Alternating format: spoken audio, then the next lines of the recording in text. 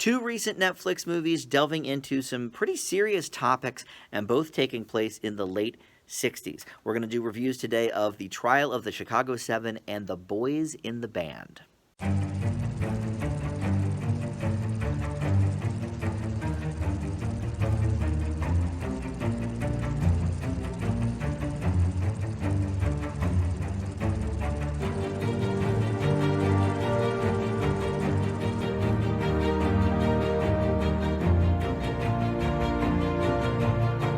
Hey guys, Dan here. Welcome to Dan Reviews It. This is my channel. If you have not subscribed yet, I would love to have you do so. I'm almost at 600 subs.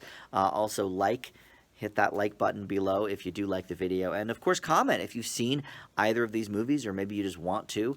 Maybe I can steer you in the right direction if you like my reviews typically and you tend to be of the same mind. But anyway, we're going to talk today about The Trial of the Chicago 7 and The Boys in the Band. This is kind of Netflix week on my channel for some reason. Last week I did a Hubie Halloween review.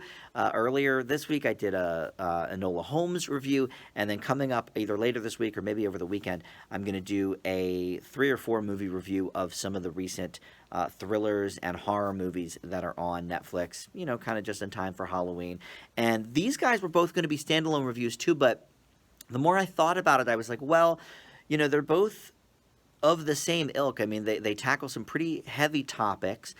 They both take place within about a year of each other, the late 60s, early into the early 70s for the one. And, you know, there's no sci-fi effects. There's no, you know, these are both drama movies to the core, very much about the spoken word. And so I thought, let's just lump them in together. We'll do both reviews here at once. And I guess we'll start with The Trial of the Chicago 7. This is sort of the more high profile of the two. It's also the more recent. This one just went up a few days ago on Netflix. And The Boys in the Band is still pretty recent. It's only about 3 weeks old on the streamer, but figure we'll talk about Chicago 7 first because not only is it a little more timely, but I think we might have some Oscar nominations in play here that I don't think we're going to see for The Boys in the Band. I could be wrong on that, but first of all, acting alone, you know, could get some nominations, which we'll talk about once I get into the movie itself. But we could see Aaron Sorkin get some things too, because he directed this movie and he also wrote it. He is, you know, obviously he's been a great writer in the industry for 30 plus years. A Few Good Men, The West Wing, just a couple of his, you know, movies and TV shows. You know, the guy's got his hands in a lot. The Newsroom, Sports Night. You know, he did the Steve Jobs movie. And recently he was nominated for an Oscar for Molly's Game, which was his first time directing a movie. Jessica Chastain, I thought, could have been nominated for a Best Actress award there. She was great in that movie, but the Oscars sort of overlooked her. But they did give Sorkin a nomination for Best Screenplay. He could get one here as well. Who knows? He could even get a director's nod. It's so hard to tell what the Oscars are going to look like in a few months because we've had so few of the movies that were supposed to be, you know, released by now actually released. This one was going to be released in theaters by Paramount Pictures. That was the plan. It was, I guess, in a few select, you know, like independent theaters that are still open right now.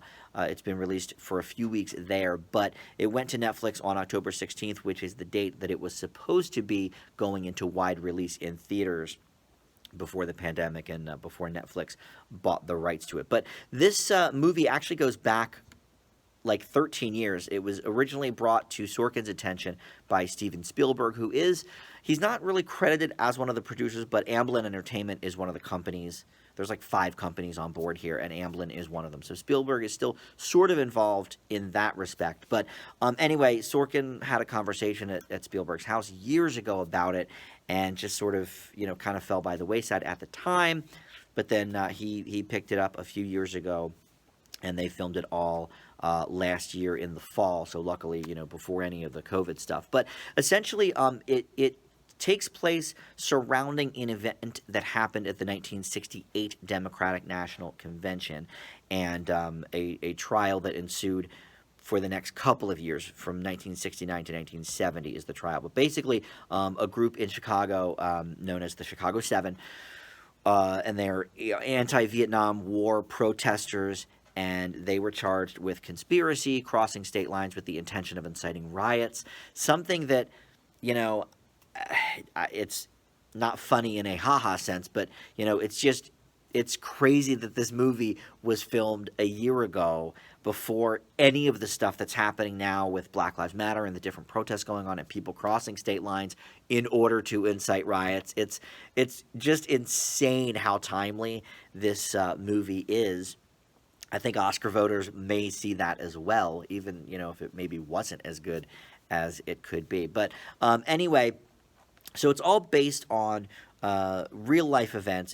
It seems very true to life from everything I've read. A lot of things taken directly from court transcripts and things like that. And this is, make no mistake about it, a courtroom drama. There's a few flashback scenes where we see what actually happened in 1968 through the eyes of some of the defendants, but for the most part, it takes place in the courtroom. This is, much like A Few Good Men, this is very much a courtroom drama. And it stars some very interesting people that you might not expect to be in a movie like this, especially Sacha Baron Cohen, whose new Borat movie I will hopefully be reviewing over the next few days too. So he's having a bit of a moment here, a bit of a resurgence. But he plays Abbie Hoffman, which I was not necessarily familiar with this story.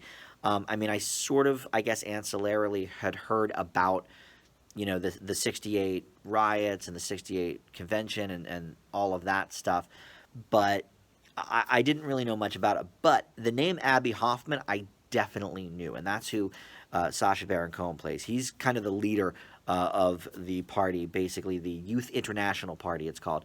But you also have Jeremy Strong here as another one of the leaders. He plays Jerry Rubin.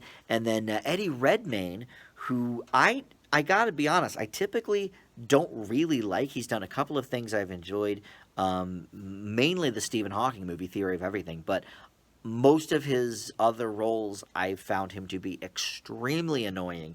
He does this very, scared Brit kind of thing. He does it in the Fantastic Beasts movies. He did it in The Danish Girl. It's not for me. I find it very irritating. But here, he does his best American accent, which is actually pretty good, and it's a completely different character than I've seen him play before. So I like that. He plays Tom Hayden, who is the leader of the Students for a Democratic Society, which is sort of another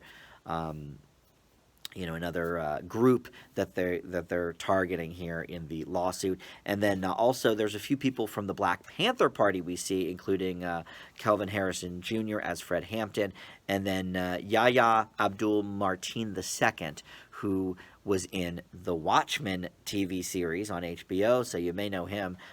He already has an Emmy award for that. He's not. Neither of them are in this movie all that much. Well, Kelvin Harrison especially, but I guess Yahya Abdul-Mateen is in it, or Mateen rather, is in it enough. Not as much probably as Sacha Baron Cohen and Eddie Redmayne, but I think he's probably in it enough to certainly garner some attention. And then included in the lawyers is Joseph Gordon-Levitt. He is a federal prosecutor here. And then your judge is played by Frank Langella, who has the same last name as Abbie Hoffman, Julius Hoffman, but they have a sort of a little bit of a run-in with that name early on in the trial, where he makes sure the jury knows they have nothing to do with one another. But all right, so that's the basic layout of the characters and the premise, and there's many other people involved in this movie. Michael Keaton has a brief role. Mark Rylance is in it as well. He plays the lawyer for some of the defense, and he's great here as well. He's an Oscar winner too for Bridge of Spies. So look, this movie has pedigree to spare in the acting department. There's no slouches going on. But how is the rest of it? How is the writing? How does everything come together? Well, look, it's Sorkin, so you can expect that the writing is sharp. The writing is maybe clever, maybe too clever, but I actually don't think it is. I think it's the perfect amount of kind of everything. And it's funny, from some blurbs that I've been seeing, and I'm on a Facebook group as well called The Rewatchables, which, we talk all about movies, and there's so many different movie threads and just different conversations going on. But there was a conversation over the weekend about this movie and, Sacha Baron Cohen's performance. Was it good? Was it bad? He's getting a lot of critical notices for it, I guess. But for me, Eddie Redmayne is really the standout here. Eddie Redmayne, Abdul Mateen, I would say, and some of the other guys. Sacha Baron Cohen is good. There's no bad performances in this entire movie. So Cohen is good, but I think it would be shocking if he got a Best Actor nomination or Best Supporting Actor. They may go all in as supporting for this film. I'm not sure who the actor would be, except for maybe Frank Langella as the judge. I'm not sure. But anyway, Baron Cohen's okay, but, everybody is good to great in this movie. Most, more on the side of great. Mark Rylance is great here yet again. He was one of my favorites in Bridge of Spies. I do actually think Sylvester Stallone should have won that year for Creed 2, or for Creed, I guess, Creed 1. But, Bridge of Spies, he was great in that. But anyway, Sorkin obviously has written a great script. He does this regularly. It's what he's known for. And either you love him or you hate him, I feel like. I haven't talked to too many people that are sort of okay fans. Like The West Wing, the people that like that show, now I have not seen it, but the people that like that show just love it. And for me, my big introduction to him was actually Sports Night, which is, more of a comedy than anything, and that aired on ABC for 2 seasons in the late 90s. It introduced me to Felicity Huffman and Peter Kraza and William H. Macy. And so I have loved Aaron Sorkin just from that. I've gone back to Sports Night many times over, and I'm not a sports fan, but I love that show. And that's what Sorkin does. He sort of brings out anything that people can enjoy, even if it's about a topic that they don't enjoy necessarily. And look, this is going to be, a little bit of a hard watch, I think, for some, because especially right now in the age that we're in. Look, I don't do spoilers on this channel, but I will say at least this. The judge in the case, Judge Hoffman, played by Frank Langella, is, let's say, a little bit unfair. And I'll leave it at that. So we may see some squeamish scenes here, especially when we think, okay, well, this happened now 50 years ago, and it's still, some of these issues are still happening. We are in an election year. There's a lot of people in, different states of disapproval of the country, and that's all these guys were doing, back in the late 60s. They were basically trying to get permits for things. They were denied the permits, so they said, look, permits or no, people are going to come. Don't you want us to do this legally, that kind of thing. And I think that may speak to a lot of people right now. So I think it's very interesting. It's so timely. And Sorkin, Spielberg, all these people involved with this movie could not have imagined that it would be this timely when they were making it last year. I think they were probably thinking, well, we're going to be in an election year in 2020. Tensions are starting to sort of brew up, with the Trump presidency. But I don't think they could have foreseen where we are right now. And I think this movie is definitely more timely than almost any other movie this year, really. We've seen a lot of political movies this year, really. And I don't know if that's because of 2020 being an election year, because most of them were filmed before COVID. But either way, this is easily one of the strongest movies of the year. My only really gripes for it is it might be a smidge too long. And, look, Sacha Baron Cohen is fine, but I wouldn't say he's great, especially next to some of these other actors. And the Eddie Redmayne American accent may turn some viewers off. I personally preferred it because I am sick of the British, fey kind of Hugh Grant-y type thing that he does. Hugh Grant, from the 90s when he was first getting big. So that may turn off some. And look, Sorkin, like I said, is love him or hate him. So his presence may turn off some. If you're not a Sorkin fan, maybe you won't get into this as much as I did. But, I mean, the Dialogue is just whip smart, and like I said, a lot of it is taken directly from the case, from the court transcript, so that certainly helps. So I leave the Trial of the Chicago 7 with an A. Like I said, this is, for me, easily one of the best movies of the year, and I think come Oscar time, we'll see if maybe the Academy agrees with me. So let's move next to The Boys in the Band. This is one that premiered on Netflix a few weeks ago. Unlike the Chicago 7, this one was always scheduled to go to Netflix. It's part of the Ryan Murphy collection now on Netflix. Ryan Murphy obviously has made a name for himself first on FX with a lot of the shows that, well, even before FX, I guess, with Glee and some of the other things, but recently with FX and American Horror Story and the OJ trial and Betty Davis, what was that called? Feud. But now, he has this big Netflix contract, and we've seen him do a couple of shows on there, and I think he might have a movie or two before this one, too, that I didn't see, but he's got Ratched right now that's big. I reviewed that, semi-favorably, and then Hollywood, the same thing, semi-favorably. But those are more, soapy TV shows in the Ryan Murphy vein. This, however, is directed by Joe Mantello, and it is based on a play from 1968, and it takes place in 1968, which is why I sort of am lumping it in here with the Chicago 7 movie, because both are involving things that took place in 68. This one, however, takes place over the course of one night. It's a play in that type of vein. It's almost in real time. There's certainly, it's not in real time, but it all takes place over the course of one night. So it's close to real time. But anyway, there was a movie version of the play in 1970 as well.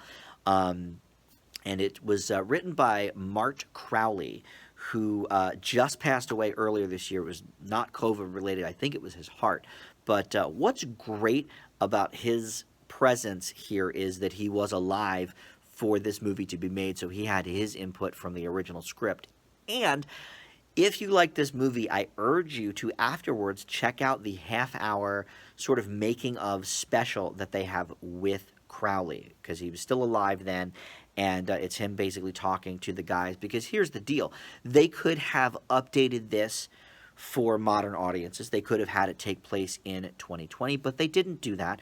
They chose to basically do it how it was originally made in 1968, and part of the reason is because it had a revival on Broadway a couple of years ago, 2018, for the 50th anniversary. And guess what? Everybody from the Broadway show is in the movie. So in some cases, it's almost like a filmed version of the show, but of course there's more sets here and different directorial choices, and there are a few scenes before we get to the party. There's a party is the sort of the main crux of everything, a birthday party for this dude Harold, played by Zachary Quinto. But other than the fact that, it's not updated, they left it the same as 1968, but they threw in the new cast from the new play, but everybody in the version of the movie and the updated play is an out gay actor. And it's all men. I don't think there's any women in this whole movie. But they're all out actors. And as a gay man, it warms my heart to see that. And there's certainly, more that are out there that are not in this.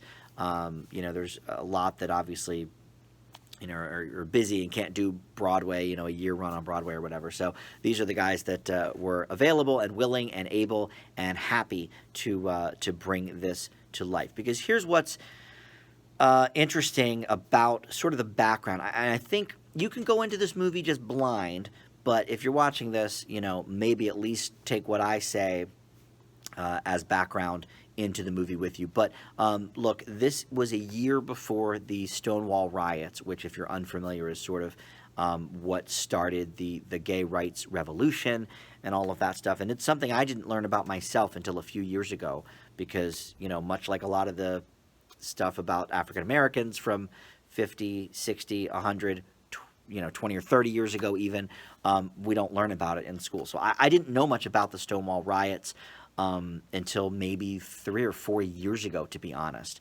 And that's my bad. But this was an off-Broadway play originally. It didn't go on Broadway because it was a little bit frightening for people. It was very taboo. I mean, this is we didn't see characters like this anywhere. We didn't see them in the movies. We certainly didn't see them on television, and really we didn't see them much in plays either. So Mart Crowley really created something unique with this. And you learn a lot about it with the half hour, making of the movie video that Netflix did, and it's great to hear. I mean, he was friends with a lot of these people, and it's sort of based on some of his experiences, being in the closet and all of that sort of thing back in the day. So he says in the review that even back in 1968 when they first made it, half of the cast was gay, but just not open about it because you just couldn't be, and then half of the cast was straight. So hats off to them for portraying, a gay character without worrying if people would think they were gay. I've always appreciated that, from Eric McCormack, especially as Will on Will and Grace. He's completely straight and yet, has identified with this gay character for years. But anyway, all of that aside, this is another pretty jam-packed cast. I mean, it maybe does not have the, firepower of the Sorkin movie, but Jim Parsons is the star of this movie as Michael. Obviously, he was able to do the play because Big Bang Theory is over now. But he is basically Harold's frenemy. They really have a strong back and forth that we see throughout the movie. But he's the host of Harold's birthday party. Like I mentioned, Harold is played by Zachary Quinto. But we also have here Matt Bomer from the Magic Mike movies. Andrew Rannells, I think is how you pronounce it. He's done a few Ryan Murphy things. You may have seen him before. Charlie Carver, who I knew when he was little because he was one of the boys on Desperate Housewives. Speaking of Felicity Huffman, I think he was her kid. He was one of the twins, but he is a hustler in this movie that they kind of hire for Harold's party. And then we have a couple other people that I don't really know. I'm not too familiar with, but Robin De Jesus and Brian Hutchinson and Tuke Watkins and Michael Benjamin Washington. So maybe you've seen some of these people and things, maybe not, I don't know. But they're all openly gay actors, which is cool. But look, I'm not going to grade it based on that fact. I just think it's freaking awesome that, you couldn't do that even really like 20 years ago. If they tried to do something with an openly gay cast, it wouldn't happen. There weren't nearly enough openly gay actors out there. So I'm glad that this can even exist. But that doesn't affect my grade. I just want to put that out there. Just as a gay man, it warms my freaking heart, if I can say that. But anyway, so basically an old college roommate of Michael's, which again is the Jim Parsons character, comes over. He calls him and says, he's crying. He's like, I need to talk to you. I'm in town, da-da-da-da-da. And Michael's like, well, I don't, I'm having this party. I don't know. Knowing that this guy is, most likely in the closet because there's some things revealed throughout the party that might lead us as the audience to believe he is a gay man. And so as the party goes on, we see a lot of sort of, it's a dialogue-heavy movie, just like the Sorkin Project. And since it's based on a stage play, it's all very sort of contained to sort of a couple of rooms, the patio outside and stuff like that. So it's very dialogue-heavy, but a lot of things happen. A lot of things get revealed. And me personally, I really enjoy movies that are adapted from not just musicals, that's always fun too, but that are adapted from stage plays. Two recent movies that I loved in that vein are Fences and August Osage County. Both of those directly from the stage plays. And in Fences' case, much like Boys in the Band, Denzel Washington and Viola Davis were in the stage production as well. So sort of helped, get them along here. So like we see Boys in the Band, just like Fences, the back and forth is just, rapid fire. It's everybody's doing great because they know these characters. They've lived these characters for over a year on the Broadway stage, and they're really getting into the zone here. Zachary Quinto especially is doing things I've not seen him do because usually he plays. He plays action stars. He's been in a couple of dramas, but not quite like this, And Jim Parsons here is, this is, I'm going to say it's his best role. I mean, he's always obviously going to be remembered for Sheldon Cooper, but you know, he was great in The Normal Heart as well. But he is so phenomenal here. I don't think this is probably going to get any nominations because, you know, it's more of, you know, because of the Ryan Murphy name. I feel like it's more of a TV movie than it is a movie.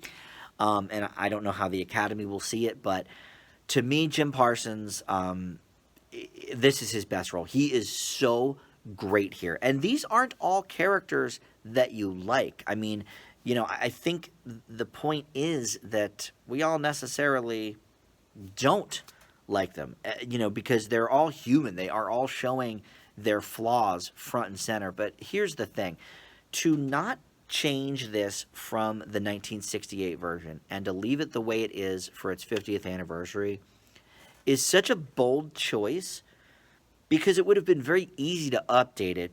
But the reason it's so bold is because even though we have come so far, certainly, you know, with gay rights and now gay marriage is legal and we can be out and proud and all of this, and there are still so many things that rang true to me in this movie, just in the dialogue of not knowing certain things about yourself and not being able to express them to the people you love the most. You know, one of the big, you know, cruxes in this movie is Michael's like, hey, we're going to play a game. You know, you're going to call the person who you love, you know, you have loved the most, and you're going to tell them. You're going to tell them who you are. You're going to tell them, you know, that you love them and all this. And for most of the people, you know, again, I don't do spoilers, so I'm not going to say what happened, but, you know, for most of the people here in this movie, that was scary as hell, you know, in the 1960s. And to be honest, you know, it's certainly better now, but I don't know. I don't think a lot of people understand how hard it still is to be gay in this country. And so, you know, this movie spoke to me in the same way that Love, Simon did in many ways. Love, Simon, obviously, you know, is a little more tongue-in-cheek sometimes. It has some younger people in it. It's a high school movie. This is, you know, these guys are all pretty much in their, I would say, 30s to early 40s, maybe. You know, basically the same age as the actors. I mean, how old is Jim Parsons? He's got to be only, I would say he's probably within 5 years of me. I'm 42. Wow, he's actually 5 years older than me. Good on him. He looks amazing. So, all right, so these guys are in their, I would say, 30s to early 40s. Except for, you know, Charlie Carver, the sort of twink that they come into the party. But even he's probably in his character is probably in his mid-20s, I would say, maybe even late 20s. But anyway, the point is, it's incredibly hard still to this day to be gay in America, and it's way easier than it was in 68, but the fact that they can still do this script exactly as it is, and other than a lot of the set dressings and the hair pieces and the costumes, it doesn't necessarily have to read as a period piece, which is kind of sad. You know, but it does happen. Certainly, I've, you know, been in relationships with people that were not ready to admit who they were. So anyway, this is an excellent piece of cinema. I don't know how the Oscars are going to look at it. I'm still unsure of what counts as a television movie on Netflix and what counts as a movie that you send to the Oscars. I don't know. But there's some amazing performances in here. I'm not going to give it as high of a grade as the Chicago 7 for the simple reason that, you know, I don't think it's quite an A. And the only reason really is that it is very simple in its execution. I mean, you can tell, if you didn't know, I think you'd be able to tell that it was from a stage play because it does seem a little bit stagey at times. But Joe Mantello, the director, who I believe directed them on Broadway as well, you can sort of tell has that kind of background. Let's see. Oh, yes, he did Angels in America, and he's done work on Wicked as well. It doesn't say if he didn't direct Wicked, I don't think, but or maybe he did. I don't know. But anyway, he's got some Tony Awards, that's for sure, for acting at least. I don't know if he has any for directing, but anyway, God bless him. But listen, you know, he did what he could with the sets, but you can certainly tell that it's a little bit stagey. But other than that, I mean, this is something that I would urge everybody to see, and just think about how you could do this movie in 2020, do it on cell phones instead of the rotary phone, but not much else would change really. So I give The Boys in the Band an A minus, and I definitely urge you to check out the Netflix half-hour behind-the-scenes thing too, because that was very, very interesting to see how it all came together. It's great that they got some last moments with the original writer before he passed away. So that's going to do it for me. And you could see why I maybe was going to split these into two separate entity for review, because I knew they were both going to be talkers, but it's still under a half, or about a half hour I should say, which is what most of my 4 movie reviews are. Usually I do about 7 or 8 minutes per movie. This was about 15. But thank you for sticking with me. Please check out both of these movies, because they're really really something special, and come Oscar season, I think especially, you'll want to be interested in the Chicago 7 movie. So thanks for watching, and we will see you next time. Bye.